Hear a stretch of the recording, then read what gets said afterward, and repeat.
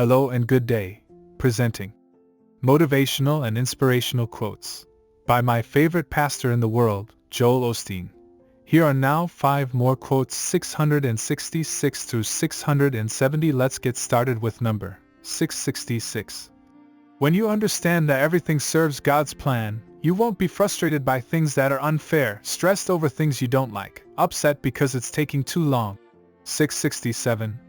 The law of the garbage truck was this. Many people are like garbage trucks. They run around full of garbage, full of frustration, full of anger, and full of disappointment. As their garbage piles up, they look for a place to dump it. And if you let them, they'll dump it on you. So when someone wants to dump on you, don't take it personally. It doesn't have anything to do with you. Just smile, wave, wish them well, and move on. Believe me, you'll be happier. 668. Some people have had a negative mindset so long they don't realize they're doing it. It's just natural to them. They assume the worst, and they usually get it.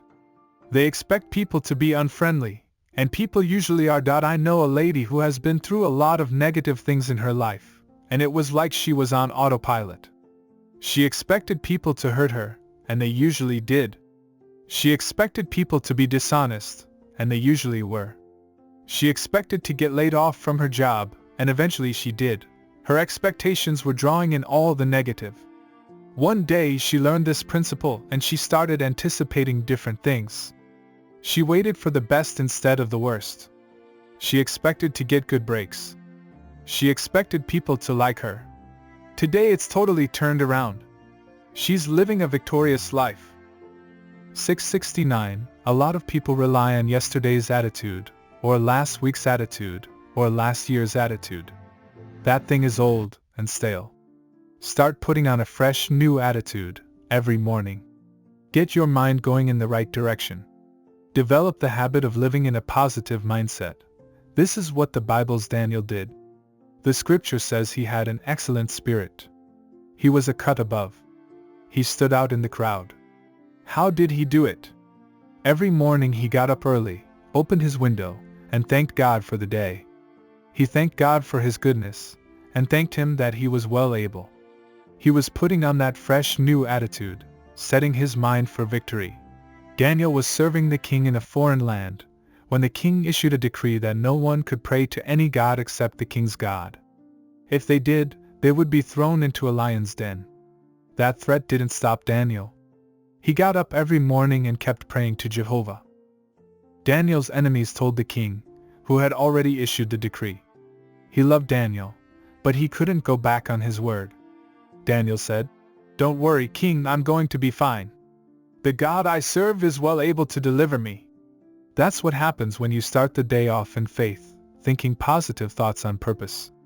When you're in a difficult situation, you don't shrink back in fear with thoughts like, "Why is this happening to me?"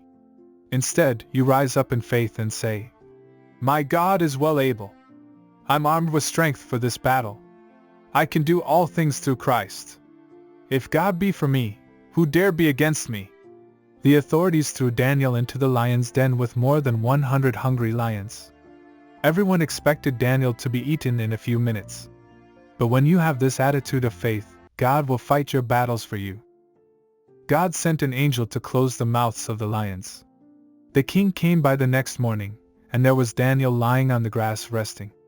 The king got him out and said, "From now on we're going to all worship the God of Daniel, the true and living God." It's interesting that the scripture says nothing negative about Joseph and Daniel. I'm sure they made mistakes, but you can't find a record of anything they did wrong. There are stories of other great heroes of faith like Abraham, David, Moses, Paul, and Peter failing and making mistakes. Daniel and Joseph were good people, but they had bad circumstances. Unfair things happened to them. They were mistreated and faced huge obstacles. If you study their lives, you'll find one common denominator. They were always positive. They had this attitude of faith. They didn't make excuses or say things like, "God, why is this happening to me?" They started off each day with their minds going in the right direction, knowing that our God is well able. They both saw favor and blessings in amazing ways. In the same way, You can be a good person and have bad circumstances. 670. You may have had disappointments and unfair situations, but don't make the mistake of living in a negative frame of mind. Instead of expecting more of the same, start expecting it to turn around. Don't think you will barely get by, know that you will excel. Don't expect to be overcome. Expect to be the overcomer. You may not always feel like it, but when you get up each day you need to remind yourself that you are more than a conqueror. Your greatest victories are still out in front of you. The right people, the right opportunities, the right breaks are already in your future. Now go out and be excited about the day, expecting things to change in your favor. Your attitude should be, I'm expecting good breaks, to meet the right people, to see an increase in business, to get my child back on track, and for my health to improve. I'm expecting to be at the right place at the right time.